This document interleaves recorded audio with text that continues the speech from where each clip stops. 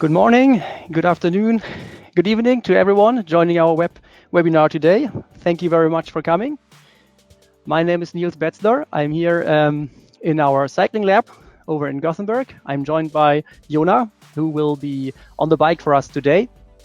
I hope you can all hear me loud and clear. If not, just make sure that your audio settings in GoToMeeting are correct.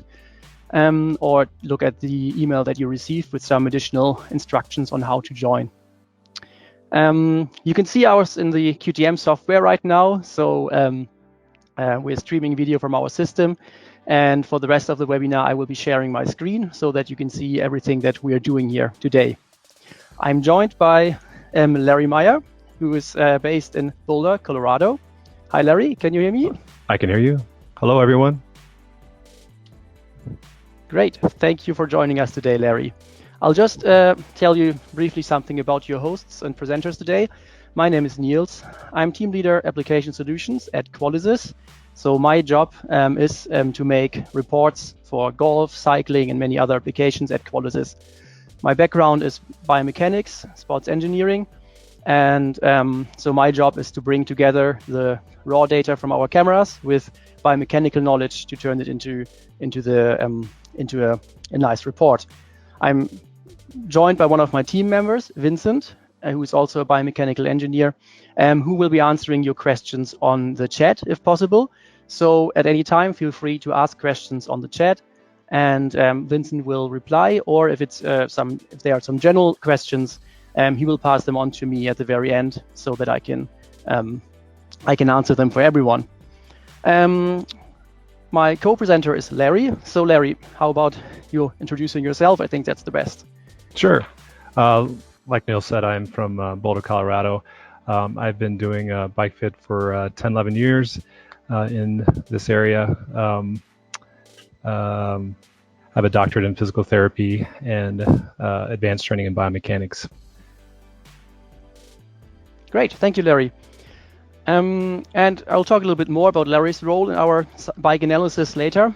But before we get there, I just want to briefly present the outline for today. So I'll provide an introduction and overview of our PAF modules, and I'll explain you what a PAF module actually is. I'll give an overview of the cycling workflow and parameters. Then we do a hands-on measurement here in our lab, and we'll also move on to an interpretation session of that hands-on measurement together with Larry. And before we start, I just want to include a short disclaimer here that the purpose of this webinar is to present the technical possibilities of the system.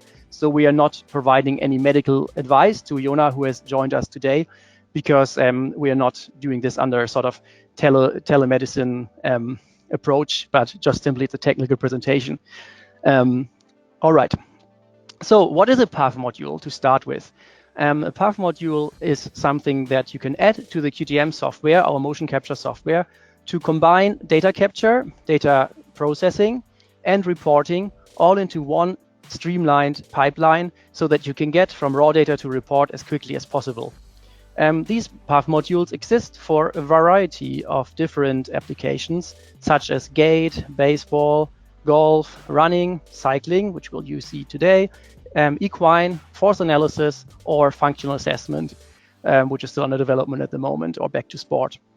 And all of these have in common that you as a motion capture user are provided with a full package that includes a marker guide, an infrastructure to collect the data easily, and then the analysis scripts to get the analysis results out of your data as quickly and easily as possible. And one other thing that these have in common is that there's always a report included, so that you have an attractive way to present your results to a research user, a research subject, or to your paying customers if you are offering this as a service. The cycling workflow that we'll use today starts with marker attachment. We cheated a little and put on the most of the body markers already. Then we record a static trial on the bike, which allows us to get very accurate measurements of some of the bike dimensions. And we'll then do a static trial on the cyclist, perform some cycling trials under different loads. We have the option of doing a post-trial on the bike in case we have changed any of the bike setup, and we'll then generate a web report. The marker set that we are using is based on Leardini 2007 publication, which is a marker set which was developed for gait analysis. But so we adjusted it slightly for the bike application. We added iliac crest markers because the anterior superior iliac spine markers are sometimes not visible during cycling. We've added a second calcaneus marker, as you can see at the bottom right, which allows us to get a more accurate calibration of our foot model to get a good idea about the foot position inside the shoe. We've added, we are placing the trochanter marker a little bit more distally for better tracking of hip rotation. And we've modified the foot to get a more accurate assessment of the cycling shoe setup. And the marker names that we are using, for those of you who are not familiar with them, are based on the book Color Atlas of Skeletal Landmark Definition. There's a reference at the bottom where you find palpation guidance for each of these markers. I mentioned the foot model or the foot marker set, and I'll not go into too much detail here, but basically we've adapted it so that we have a very sort of clear definition of the different axes of the foot. Because one difficulty that we have is that, of course, the foot is inside the cycling shoe, so we cannot use anatomical landmarks for the marker placement. So instead, we've got some guidance, and a laser pointer or like a self-leveling laser works very good for this, so that you can place the markers in a way that is consistent with the anatomy, and which is your judgment as a user of the system. But this allows you to have a consistent marker placement between left and right, and also allows you to adjust it in a way that it actually matches the actual foot position inside the shoe. So we make sure that the long axis is parallel to the sole, and if you have, for a road bike, for example, it's not so straightforward because you have the cleat underneath. We make sure the FM2 marker is aligned with the long axis of the foot, and we make sure here at the bottom right that the calcaneus markers are aligned with the sagittal plane. The bike markers are set up as shown here. We have two markers on the crank, which give us the events of the pedal stroke. And then we have the option of using some markers on the bike, on the saddle, on the handlebar, and on the head tube to give basic bike dimensions. And there are also three markers which are mandatory on the bike, which define the position of the bike, because some of the measurements are done in relationship to the bike. So the output that we get is the saddle height, the saddle for aft position relative to the crank. We get the reach, which is the position of the handlebar relative to the saddle, and the drop or rise, which is the position of the handlebar again relative to the saddle, but now vertically. And we also get the stack and reach measurement for the bike frame, which is a common measurement used for characterizing bike frames. Right. Before we move on to the actual parameters, I just want to briefly explain the events that are used in the cycling analysis, because if you are not familiar with bike analysis, these might be unknown. So all of the events are defined relative to the position of the crank. So the first event is the top dead center position when the crank is in the 12 o'clock position. The second is called power phase, which is with the crank in the sort of 3 o'clock or 90-degree position. At the bottom, we've got the bottom dead center event. And then during the recovery, the event is called recovery phase at the sort of 9 o'clock position. And once we are back up at the top, we are again at top dead center at 360 degrees, which of course is the same as 0 in our case. And that's again the top dead center event. And all time series that we will show today are plotted relative to these angles. So we don't have a typical time-based time normalization as you would find in a gait report. Instead, we are using the crank position because that's more common in biking. I'll very briefly mention the parameters that we will be looking at in the report. We'll talk about them in more detail when we've got the actual report in front of us. And today we will focus on the lower body only, even though this module also supports lower body and trunk analysis. It also supports a full body analysis, and it even has there's an option to place markers on the spine, which will allow you to get some measurements of the curvature of the spine. but for time reasons, we'll focus on the lower body only today. So for the pelvis, we're looking at pelvis obliquity, also known as rocking in cycling terms, which is here on the middle, which is basically whether the left or the right side of the pelvis is higher. Pelvis tilt is how much the pelvis is tilted forward or backward. And pelvis rotation, which is in the transverse plane, giving us an indication of the rotation in the transverse plane. And one more related parameter is the hip angle, which is, or hip flexion extension, which is measuring the thigh position relative to the pelvis. So this is the hip flexion extension is a relative angle, whereas the pelvis angles are absolute angles relative to the global coordinate system.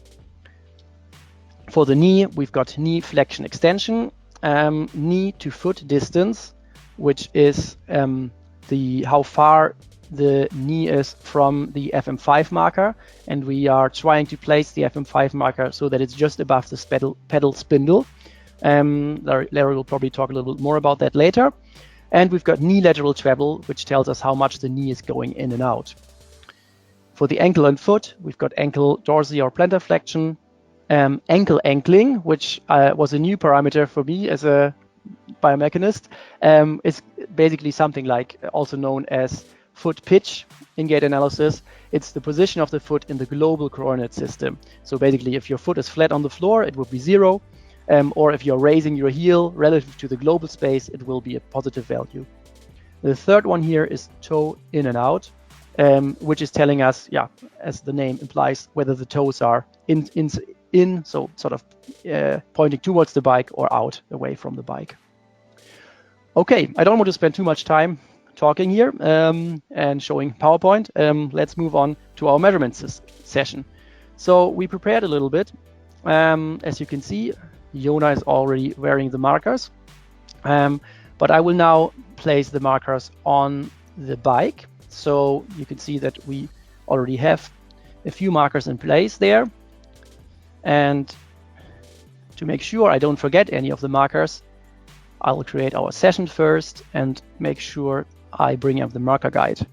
So here on the left-hand side, you can see that I've already created Jona as a participant here in our project, and I've created a few cycling sessions for him previously on previous visits. So I'll create a new cycling session today.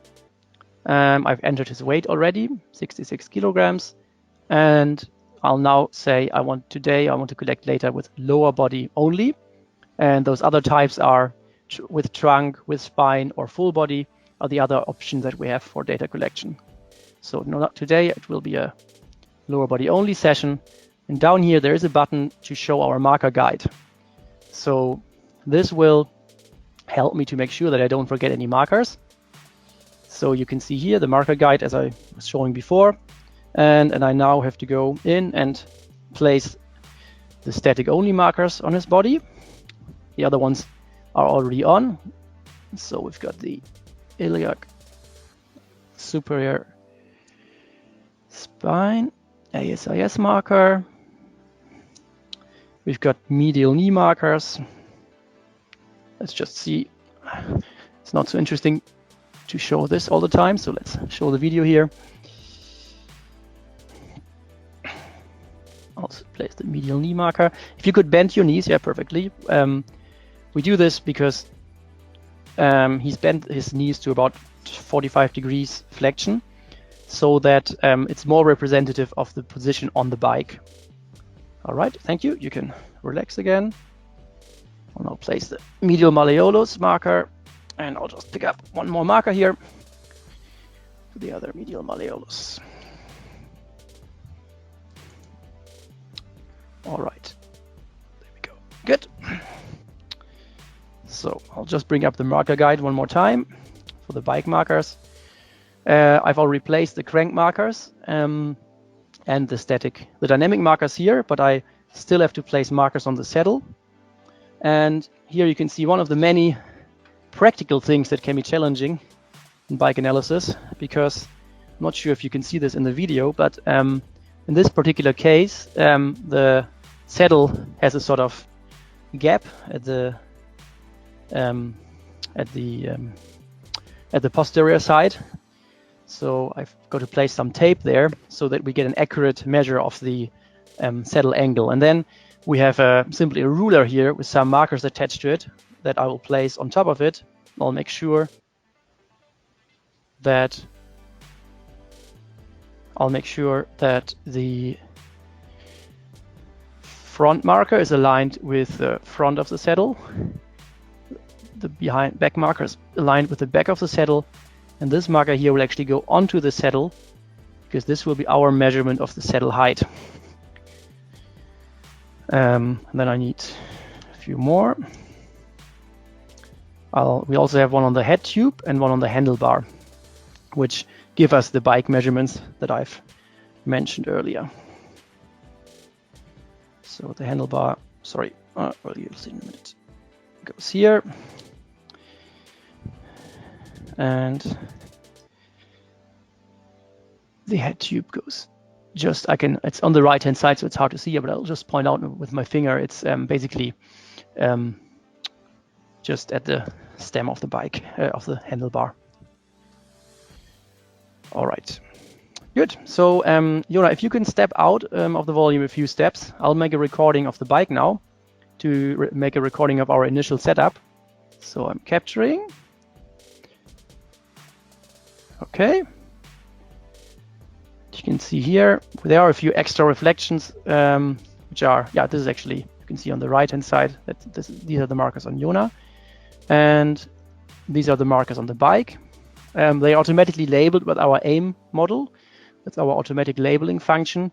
And the PAF module comes with a predefined aim, which you may have to train a little bit further for the specific bikes that you might be measuring. So I'll just confirm we've got seat back, mid, front, stem, handlebar, head tube, down tube, and seat tube. Okay, that's great.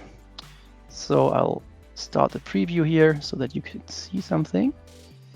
I'll now remove the static only markers from the bike. This one as well, and this one. And the remaining markers we leave on the bike just in case the bike moves slightly within the trainer. And also, we have some customers that have treadmills that are big enough to cycle on them. So in those cases, it's even possible to track the movement of the bike on the treadmill while they're cycling. Right, we'll now do the static trial, which defines our body coordinate system. So you can step back in, Jona. Just stand on this side, and I actually just realized I dropped a marker here. Just stand next to the bike, facing in the cycling direction. I'll switch over to 3D data and just make sure that all markers are visible. So that's looking good. Okay, just stand still for a few seconds. I'll capture.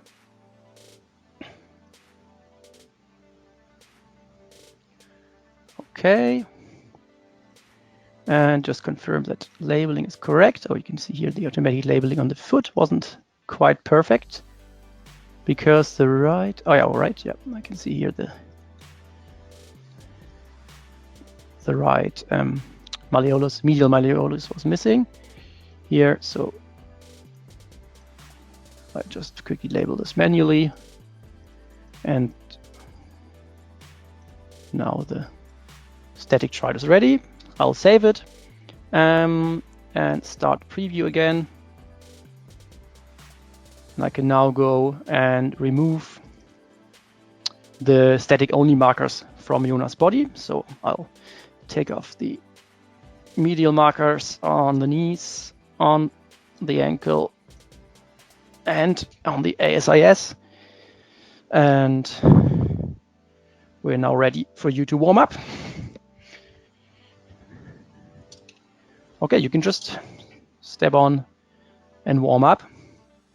And at this point, while Jona is warming up, Larry, maybe there's something you want to say about how you normally approach the bike analysis. I mean, now, because Larry is over in the US and I'm here, we didn't talk much about sort of pre-assessment and discussions you normally do before. But perhaps sure. You can talk a little bit about that, sure, Larry. Yeah, So because I'm sorry. During a normal bike fit, obviously would have a good bit of time beforehand doing the bike fit. The capture would discuss with the client what type of rider he is. Is he competitive, amateur? What is his preference when he is cycling? Is he does he have a preference for hill climbing, flats, gentle rollers when he's riding? You want to figure out what his subjective problem set is, just so that you can understand what you're looking for when you're capturing the data. So Nils is going to capture the data, I think, at 150 watts, 200 watts, and 300 watts. So it's kind of important to understand what the needs are of the client when you're capturing. Sometimes it might even be valuable to have the rider standing up if the problem in performance or injury-based problem is with standing up as well. Also positioning, like Neil said, that this system is capable of doing a full body capture, including the head. So you could even identify neck injuries if that was the case. So just having a rider doing a static, normal bike position isn't always the best option. Having that person get into their normal arms bent, drops, hoods, or top position on the handlebars is always something that I'm looking for to try to replicate the function that they're having problems with. And you just understanding what that problem is by just talking to your client. I deal with a lot of injuries since I have a medically based lab. So a lot of riders come into me with an injury, most specifically back or lower extremity injuries. And I'm trying to identify through talking to them what their primary movement impairment is. What they tell me that they might have pain with their knee or their back or their neck, and that's where I'm going to look. And so when I'm looking for that to identify the stress on that part, this is where this system kind of kills it, because it does such a great job of identifying what any particular body part is doing, but the surrounding aspects of the body that can contribute to that primary movement impairment. Perfect. Thank you, Larry. Yeah. It wasn't quite planned like that, but we had a small technical issue there and a flat tire. So that's fixed now. So that was good timing, even though it wasn't planned like that. So in our case, we've done brief previous discussion with Jona, but we'll not focus on any, as I said earlier, on any injury analysis here today. So it's mostly about getting presenting like which variables you would look at when you're looking for performance, or just doing a general assessment of the bike setup and the cyclist. We'll be testing 3 loads today. Jona, do you feel ready for the first test? You're reasonably warmed up. We did a little bit of a pre-test today, so Jona is already warmed up. Larry, I think you would normally have a warm-up probably slightly longer. Yes, also depending on the cyclist. Yep. So it's also very subjective. Depending on the cyclist, when they feel warmed up. Okay, so this was the first load. I can now enter our load here. I can very quickly verify the automatic labeling, which is looking fine. You can see the 2 extra markers here are reflections on the trainer, which are fine because they will be just ignored by the analysis. Jona, we'll go up 1 level with a higher load. Oh. There we go. Let me just start preview again. And Larry, you said what in your lab you would typically, if you ask for sort of just the impression of the cyclist, go for 3 out of 10, 5 out of 10, and 7 out of 10 load. Yeah, for exertion. Yeah, that's what I would do. You do want to get a variety of loads, but not go to the extreme. Exactly. I think due to time constraints, I think I'll start the next recording. So you wanna just look down the road, and we're recording for a bit. We're doing 10 seconds recording here.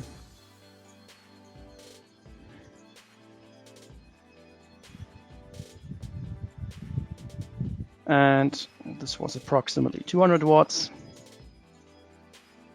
And I'll now do the next preview. Just check one settings here. Okay. So we'll now go to the 7 out of 10 load. In terms of cadence, Larry, I assume you want them to be in a sort of good training cadence, or? Yeah, it's also important to identify what their cadence is. Sometimes that might even be just the problem, right? So a slow cadence might be part of the injury aspect of the injury when it comes to the lower extremity. So a lot of times I'll just have them identify what they're doing, maybe on a specific trail locally, or during training rides, or whatever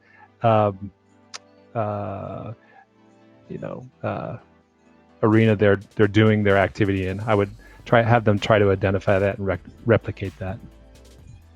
Yeah. So I'll now go to a sort of low load, so Jona can spend a little bit of time to slow down.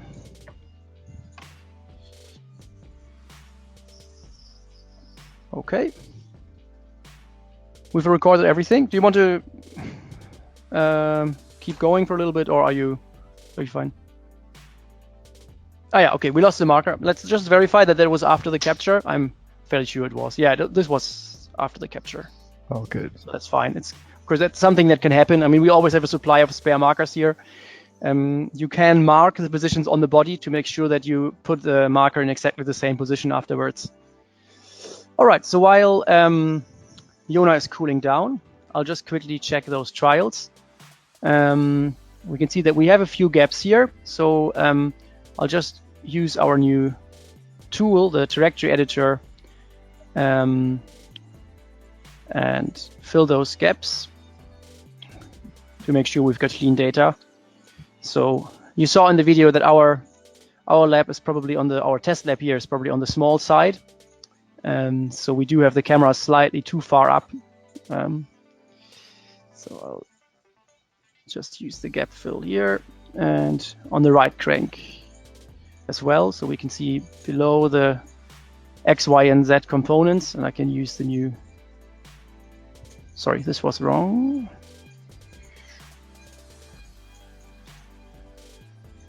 Just fill the gaps here in this trial.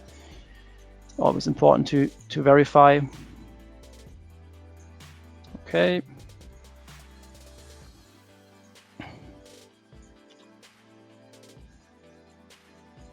Same for this one.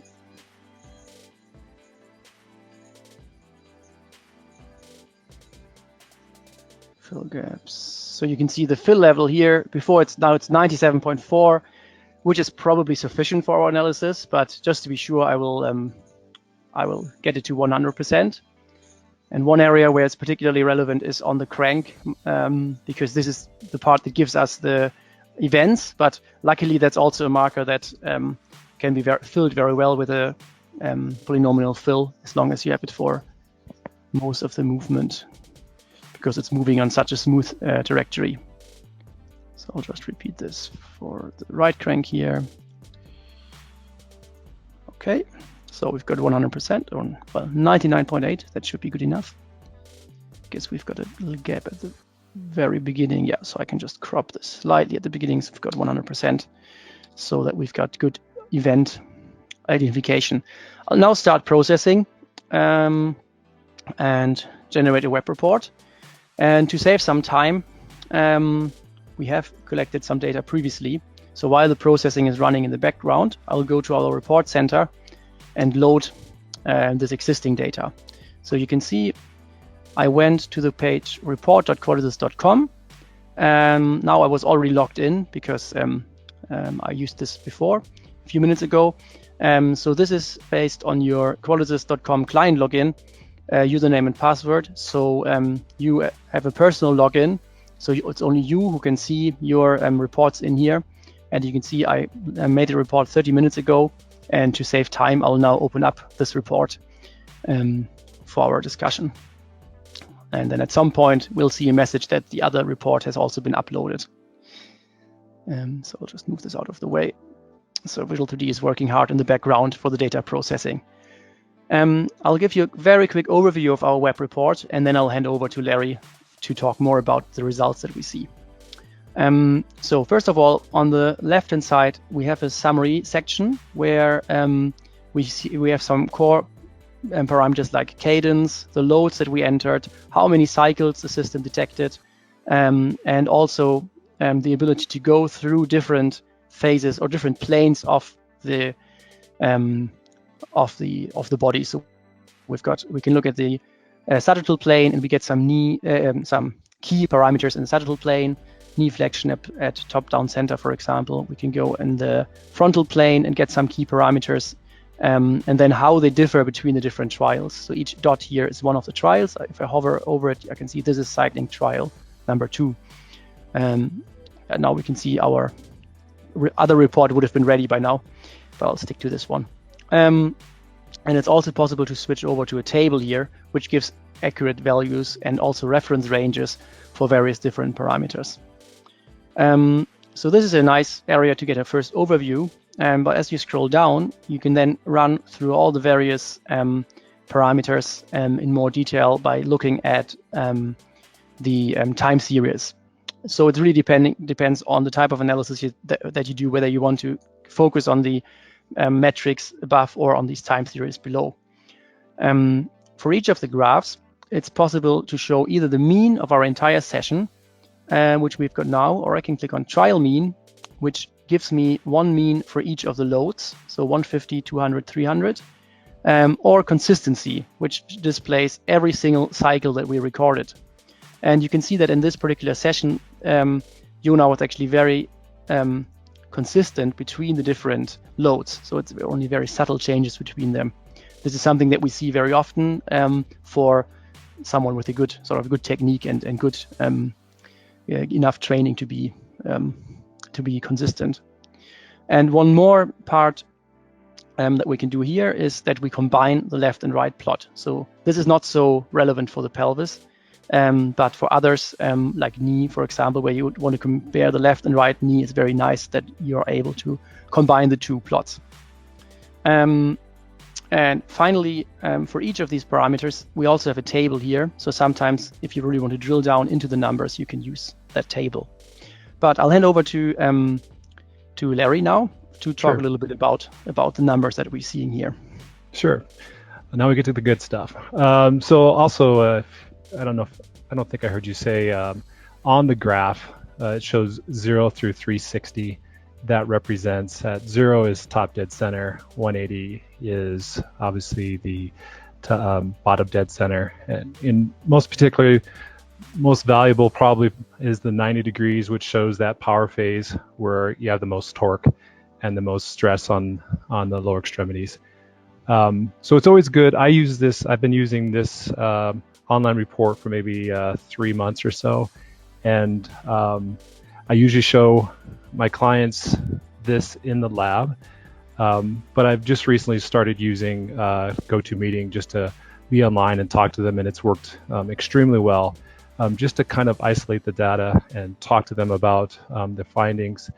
When it comes to talking about the different trials, it's fantastically valuable to be able to sit and show the differences immediately.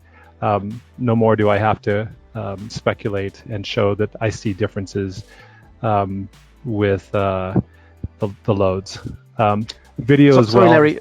Exactly. Yeah. Sorry, Larry. I failed to mention that early on. So I just brought it up here. Yeah. Oh yeah, the video. Sure. So we do have both the recording of the body segments, body segment data, and also videos that we can go in and just like you said, if you imagine talking to the customer afterwards, they could have this report in front of them, and then basically look at the video, look at the 3D skeleton afterwards to sort of remember what was done during the session. Yeah. All right. And so the video I use to help the client as well, just to kind of see themselves writing, and to kind of I'll go back and forth between the video and the graphs and the table in order to help them understand what they're looking at. So this first measurements, the pelvic obliquity is in this frontal plane. Nils, if you could show the lean either way. So on that first, the left-hand side is the left, right is to the right is the right. So when you look at the left pedal stroke, you probably would see a hip hike on that left side at the top of that pedal stroke in that frontal plane. There's a little bit on his left side versus his right. There's really nothing to identify here. We can go down to the table and see the numbers, top dead center. Nothing in particular big that would scream out, but a lot of times you'll see that hip hike when there's ankle restriction or a knee restriction, or of course that hip restriction on the side that ties them up at the top of the pedal stroke, and you'll see that bump on that hip hike. Let's go down to the next one. Pelvic tilt. So this is in that sagittal plane. You're going to be able to see. I don't use this measurement quite as much. It doesn't necessarily give me a ton of information, but it's always good to use this to kind of cooperate with the other two planes. Let's go to the transverse plane. So in cycling, this is like really valuable numbers to get, because this is something you just can't see with your eyes typically. You can use it by feel.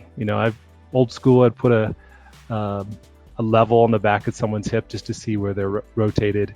You can use tips looking at the pelvis from the front side, but this here just identifies what they're doing with their pelvis. You're most typically going to see at that dead bottom center that pelvis rotate forward. You can see it here. There's a big offset with this. I think it might be due to the marker placement.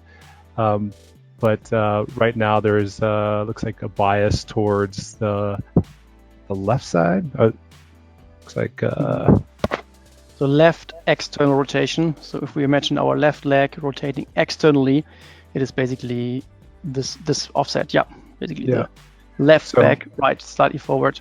Right. So it could be that if someone was, excessively rotated on one side, they're kicking out their knee on one side, typically with that left, like a left hip OA, you'd see that big transverse rotation. This would identify it, helping you modify the saddle, helping you modify that saddle height. You could just see those numbers go down and compare with the different watts. Let's go down. Another great value is this hip flexion extension. Again, this is going to go right along with showing that hip hike on one side and whether or not they're able to close down that hip with certain trunk angles. When I use the full body motion capture, it's really great to be able to see that trunk angle, hip flexion angle, and just to see how they interact with them pedaling.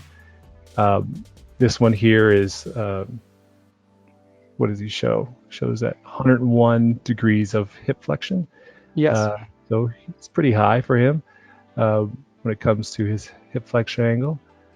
Yeah, maybe it's worth mentioning here that I didn't bring up the bike measurements, but what we did see in his bike measurements, or what I did notice in his bike measurements from the system, was that the handlebars were fairly low I think you called it aggressive, Larry. Yeah.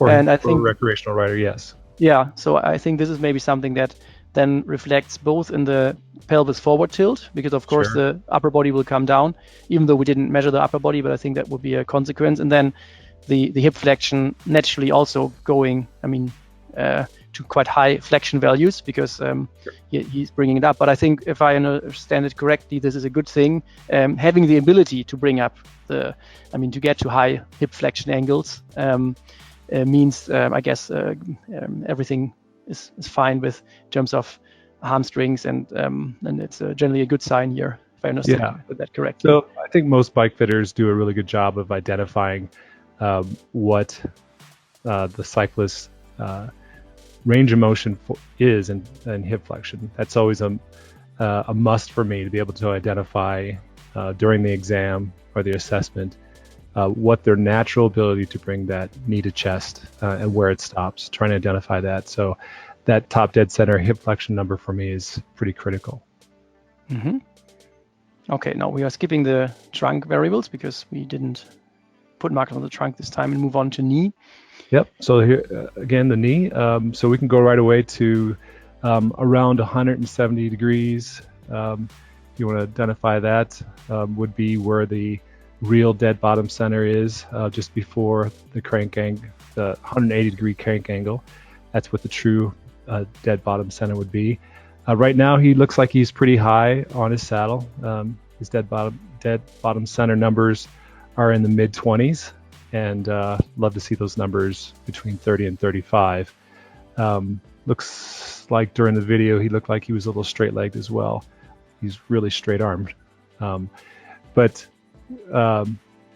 those numbers have always been spot on for me. It's good to watch those numbers change. And then also going from hip to knee to ankle, seeing where the body compensates. So I just had a patient last week that I used the system on that I raised his saddle, and he kept eating up the range of motion with his ankle. He wanted to stay consistent knee angle with whatever I did, but he would modify and compensate with his ankle.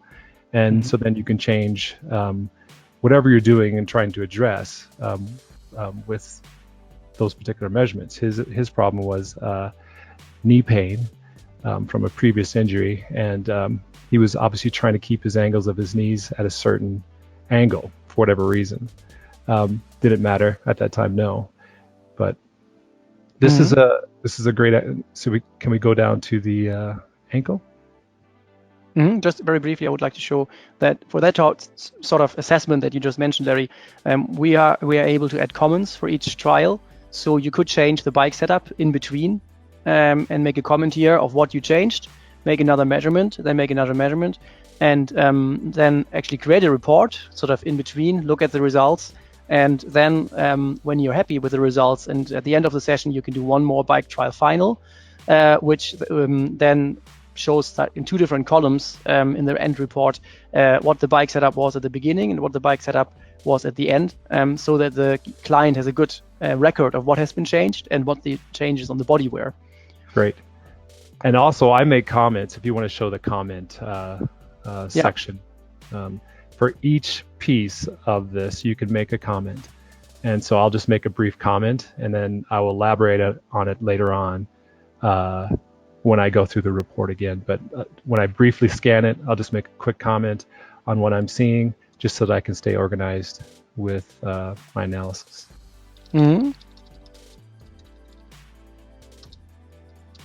Oh, sorry, BDC.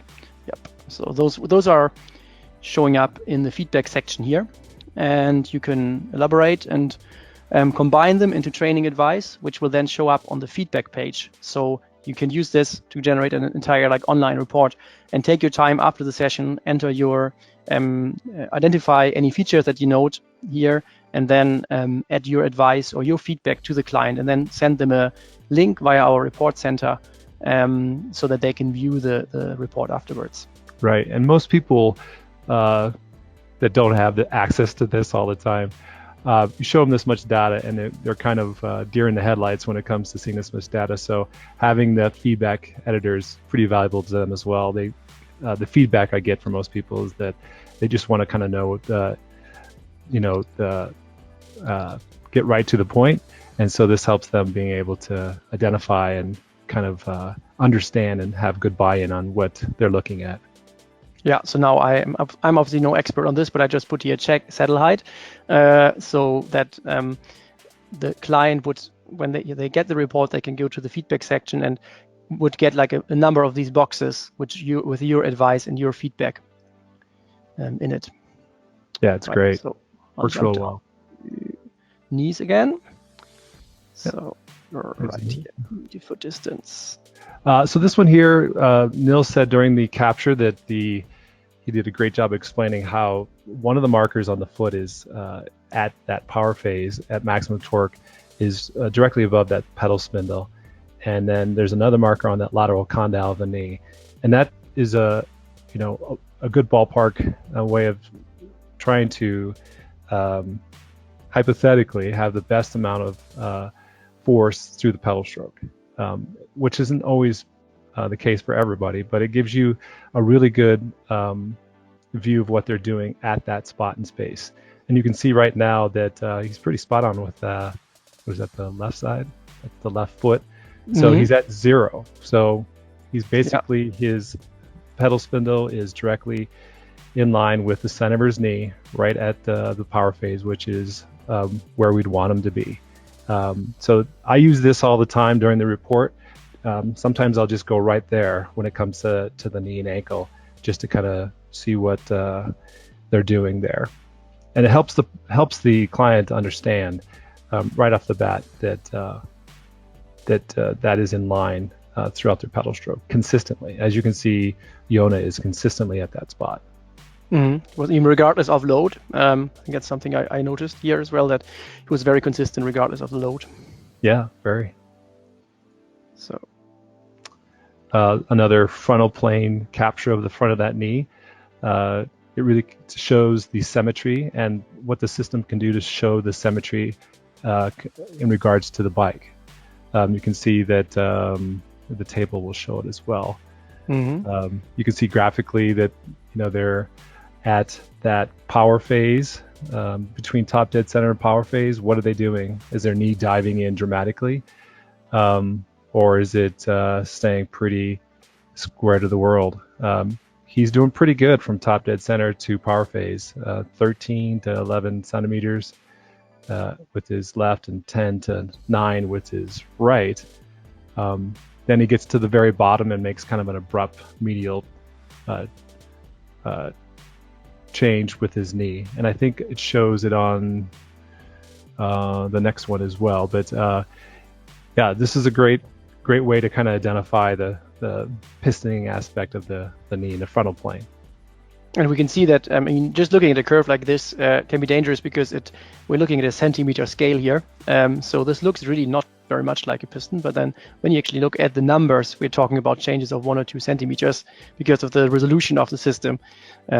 So it's always worth going and looking at the actual numbers, thinking about the sort of accuracy and can we place the marker with 1 millimeter or 5 millimeter accuracy, and Right. and getting like a sense of what these changes are. And that's why we've included these tables here. And also just looking at the difference. If you go to the right of the table, you can see the maximum difference, right? So it shows you trying to get that number to titrate down. So looks like the more power he does, the tighter that his overall difference is, which is great. So let's go to ankles. So again, real important to kind of tie in the knee, ankle, and hip in that closed chain aspect. But being able to see the different trials is really important as well. You can see that he is consistently staying a little bit more dorsiflexion than our reference. Dorsiflexion, sure. So 0 would be the line between dorsiflexion and plantarflexion. And so obviously when he gets to, in the beginning of the chart there, the graph, he has that big dorsiflexion, or as he goes over the top of the pedal stroke. And then when he gets to the bottom of the pedal stroke at 180, he's still staying a little flat-footed. And you can see that during the video as well. As he goes down to the bottom, he is somewhat there. Yeah, there he is. Mm-hmm. He's staying a little bit more flat-footed than toe down. Is that for him? I don't know him well enough to know if that's what he needs, but I think knowing that his knee angle is pretty extended at that bottom dead center, that it's worth looking at the saddle height for sure. Mm-hmm. Right. And then looking at the difference here, you can see on that table, you can see that he is a bigger difference on that left side versus right side. Yeah. Okay. Slightly, okay. Yep. Really good to identify, because you guys did a great job of really trying to marker those shoes in the perfectly horizontal plane versus compared to the foot. So you can see that that 0 is flat-footed. So he doesn't really dive too much beyond flat foot into plantar flexion. He stays a lot in dorsiflexion. Mm-hmm. Final one we've got here is the toe in and out, which I guess is also closely related to how you want to set up the shoes on the pedal, and whether that's symmetric or whether you think that's in the right range, right? Right. So he has that toe in just past the power face. That can be pretty typical when someone goes towards the bottom of the pedal stroke to kind of rotate that toe inward with the hip coming forward as well. It's interesting to see also, if you look closely, that effect that Larry just mentioned here. I guess it's this curve going up in this part. This is for the third trial when we had the high load. So this was only happening when he was really putting in more power. Right. All right. So with that last one, just well, now I think the remaining ones are upper body. So we have the overview above the knee, ankle, hip one at the very bottom. Oh yeah, sorry. Yep, we do. So yeah, now we are sort of sitting in a helicopter looking from above at the trajectories of the different body parts. This can be a little bit challenging at first, but when I hold the mouse here, you can see this is the heel, this one is the knee, and this one is the toe. So and again here you've got green is the toe, purple is the heel, and red is the knee. So just to give you some orientation. And what would you use this for, Larry?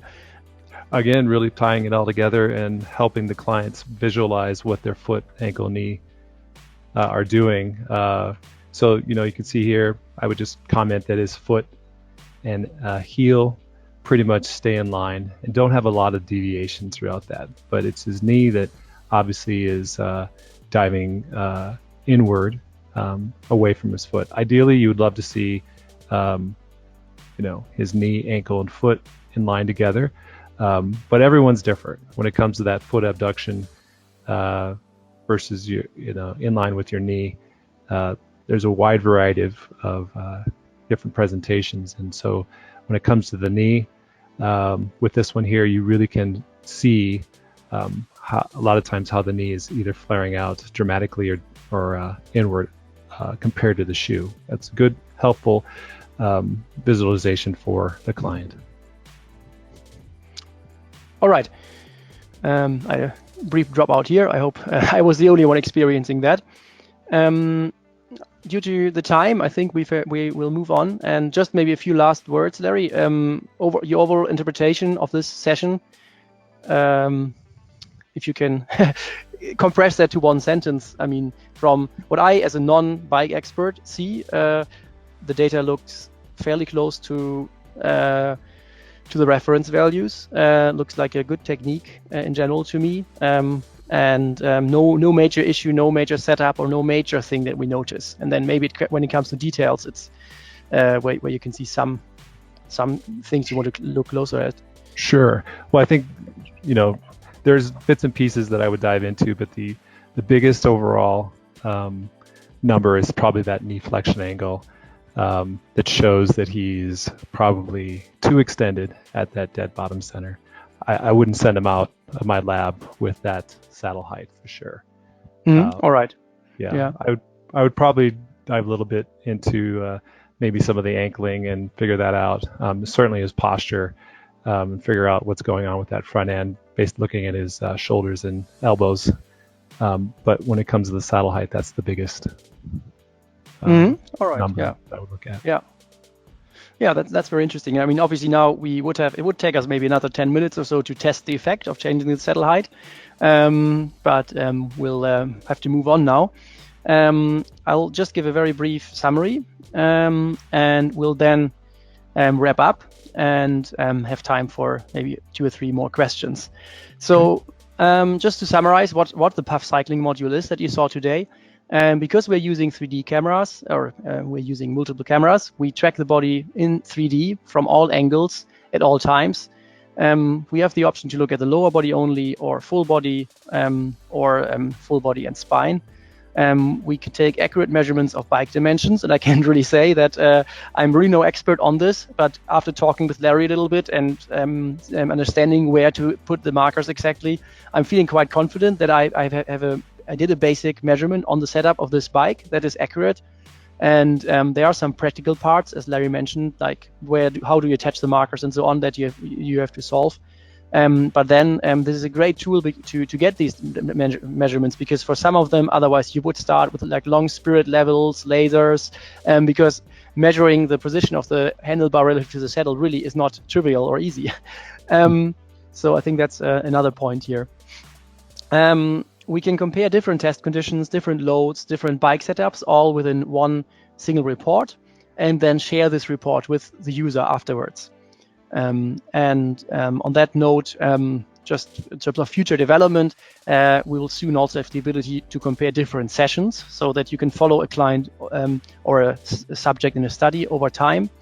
And we'll also integrate the marker set that we are using for the running analysis into this module, so that you are able to test with the same marker set in running, in cycling, and in fact we will also have the ability to use the same marker set in golf and baseball, so that you really have a complete package of modules for your lab, if you like.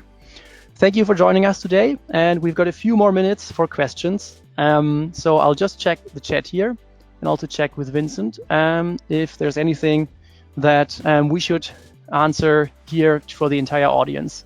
So just give me a second to check. I'll just ask Vincent, did we have any questions, general questions that we should answer now at the end? No? Okay. Vincent, I hope gave competent answers to all your questions. Sorry, did. If not, please contact us. You all have Helen's contact information in the invitation email. So please don't hesitate to get in touch with us. Of course, you can also get in touch with our support team or contact any of us directly. And once again, thank you very much for joining today. Thank you, everybody. Thank you very much, Larry, for joining us. Yes, no problem. Thank you very much. Perfect. Good. Bye-bye. Take care.